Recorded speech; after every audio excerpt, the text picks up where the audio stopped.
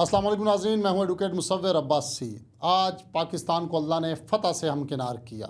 India ने पहले पाकिस्तान के ऊपर मुख्तलिफ़ अजला से मुख्तलिफ़ जगहों से अटैक किए और पाकिस्तान ने सब्र का मुजाहरा किया। 2 दर्जन से ज़ाहिद बल्कि कई दर्जन इसराइल साख्ता ड्रोन्स मारे और पाकिस्तान ने सब्र का मुजाहरा किया। और बार बार पाकिस्तान आर्मी के DGISPR कहते रहे और पैगाम देते रहे कि जब हम हमला करेंगे तो हमारा बुज़दिलाना हमला नहीं होगा, हम अपने टारगेट का तयन करके और बता के हमला करेंगे। इंडिया ने हमेशा बुज़दिलाना वार किया, छुप के वार किया और पाकिस्तान के ऊपर ड्रोन हमले किए और पाकिस्तान के ऊपर अपनी मिसाइल टेक्नोलॉजी के ज़रिए पाकिस्तान की एयर बेसिस को हिट करने की कोशिश की।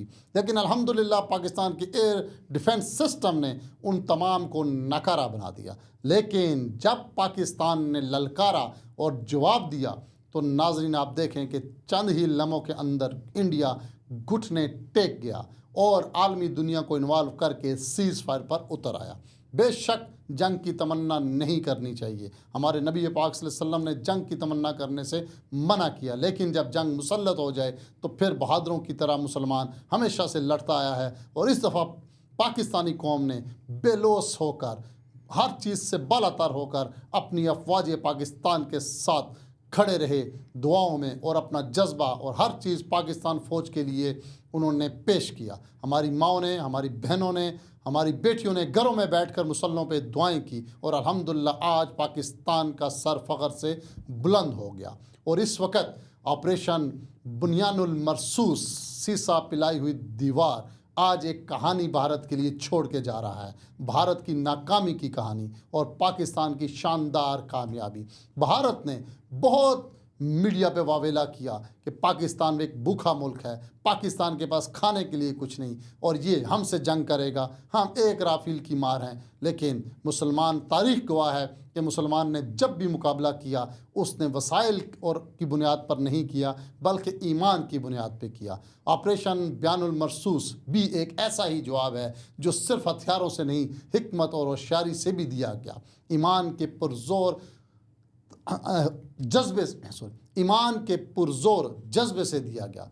6 और 7 मई की रात भारत ने फिर वही पुरानी हरकत की, उड़ते तैयारे, शोर मचाते दावे और वही रवायती गरूर। लेकिन पाकिस्तानी एयरफोर्स ने वो काम किया जो किताबों में पढ़ाया जाएगा। 5 भारतीय जंगी त्यारे मार गिराए।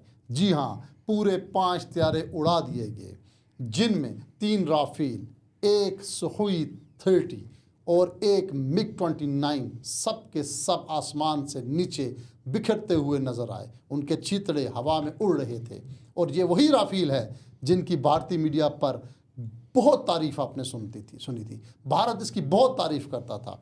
शायद अब ये राफेल के टुकड़े और ये राफेल भारत शायद किसी अपने म्यूज़ियम में रखे, बल्कि मंदिर में बतौर भगवान इसकी प्रार्थना किया करेंगे। फिर आप भी भारत ने जंग छेड़ने के लिए अपना पूरे का पूरा बैड़ी बेरा भी पाकिस्तानी हदूद के करीब ला के खड़ा कर दिया। लेकिन जब हमारी नेवी भी अलर्ट हुई तो वहाँ से भी उसको मुँह की खानी पड़ गई। फिर आ जाए जनाब भारतीय ड्रोन्स की जानिब। जैसे आसमान पर कोई पतंगों का मेला हो, लेकिन पाकिस्तान ने एक नहीं पूरे 78 ड्रोन्स मार गिराए। ड्रोन आए थे पाकिस्तान को देखने, खुद को ही मुँह मिट्ठू बनाकर फारग हो गए।